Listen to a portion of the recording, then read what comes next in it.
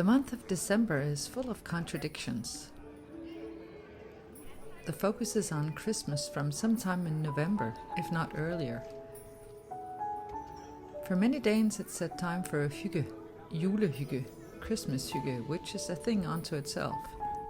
Then we retreat indoors, away from the dark and the cold, with the added displays of Christmas decorations to try to induce some Christmas spirit.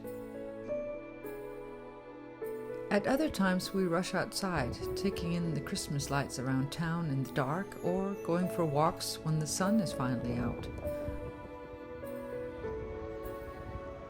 Or the latest craze for many Danes, dipping ourselves in the sea when it's really the last thing we're in the mood for.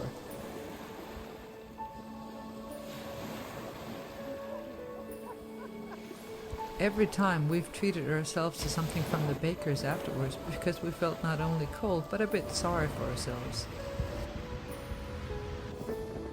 The following weekend it was downright gruesome, and I began asking myself if I'm really that keen on it. So much for being Vikings. They began throwing salt on the bicycle paths in my town when the temperatures dropped, which is crucial in a bicycle town like mine. I went to a cute little shop and bought yarn for knitting for the first time in 20 years. Knitting is, not surprisingly, something a lot of Scandinavians do at this time of year.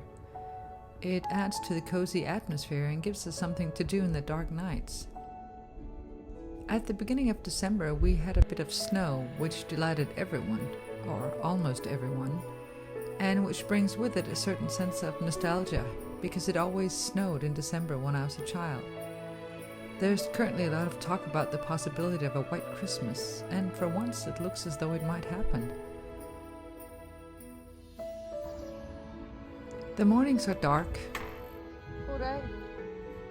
This is my daughter cycling to school. And the traditional Advent candle is lit every day. Another traditional thing by now is an old-fashioned Christmas market with stalls where people sell all kinds of homemade goods and foods. Where I live, it takes place in the old part of town, which seems to be a way of trying to imbue the season with that old-fashioned charm that many of us up here associate with Christmas.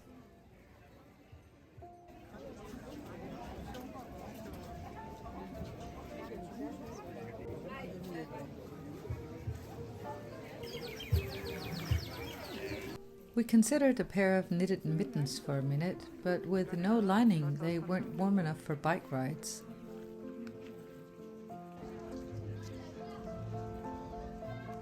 The late Danish singer Kim Larsen lived in the red building on the left there.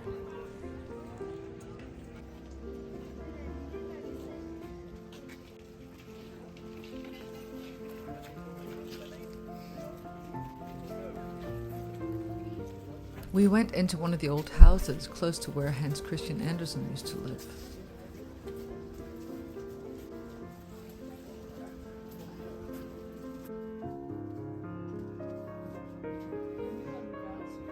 Det er mikro.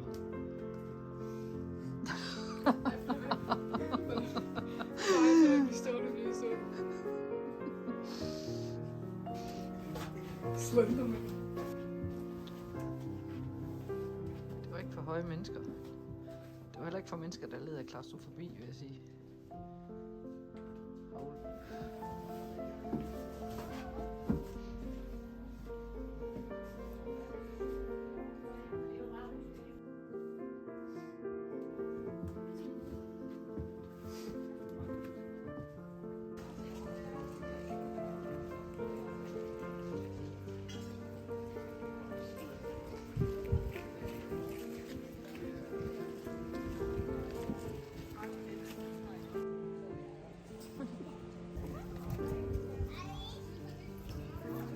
In this building, my daughter used to have art classes with her Japanese art teacher.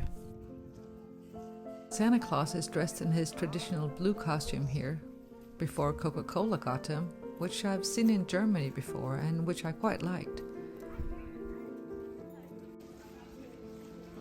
We walked around and ended up in a new cafe we'd been wanting to try, not really my thing design-wise, but the coffee was excellent. You could walk straight into the adjacent B&O store attached to it. There's a free open-air swimming pool in my city where we went for one freezing dip, along with a lot of other people. And once again, it was back home for some comforting food, the traditional mulled wine, or gløgg, and æbleskiver, which literally means apple slices, although there are neither apples in them, as far as I know, nor are they shaped as slices. It's probably the most traditional thing to eat and drink during the month of December in Denmark.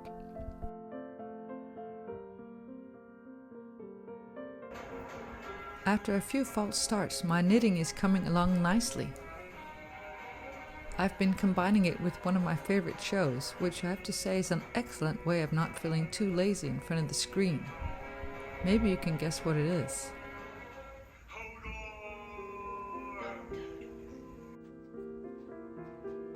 We have actually been blessed with a few days of gorgeous sunshine, and I went with a walk with a friend in the largest park in my city, Mose.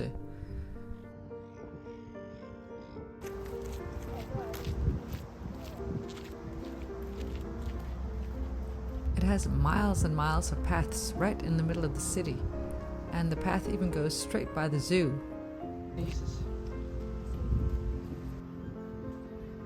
Here's a little peek through the fence at some reindeer, which I thought was apt for the season. Once again, we finished off with a trip to a cafe. A few days later, I was at it again, thanks to a friend who had asked me if I wanted to go to champagne tasting with oysters. The champagne was excellent, and I was in a jolly good mood by the time I rode home on my bike. Somewhat hazardously, you might say.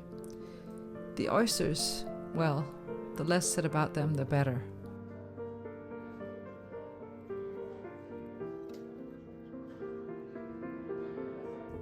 The following day I cleared my head with a little walk, another beautiful day, and in the late afternoon we went looking for a Christmas tree.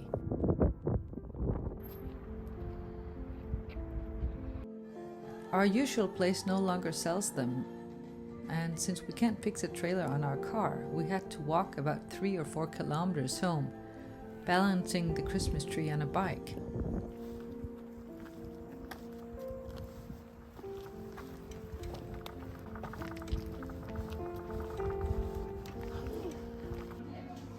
The next day I went Christmas shopping with my daughter, went to another cafe, and in the evening I decorated the Christmas tree, which is one of my favorite Christmassy things to do.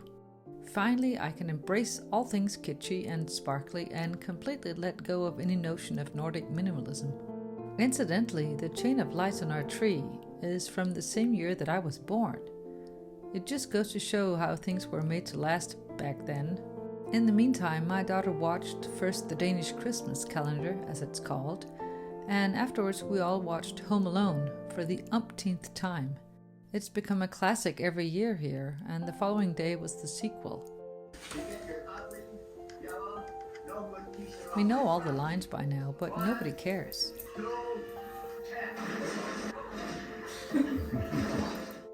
Finally, a little tour of some of my Christmas baubles, which I've collected over the past 25 years. They're from Berlin, Prague, London, Liechtenstein, San Diego, Edinburgh, and Lithuania. Thank you for commenting on and liking my videos, for subscribing, and simply for watching. I wish you happy holidays and many blessings for the new year.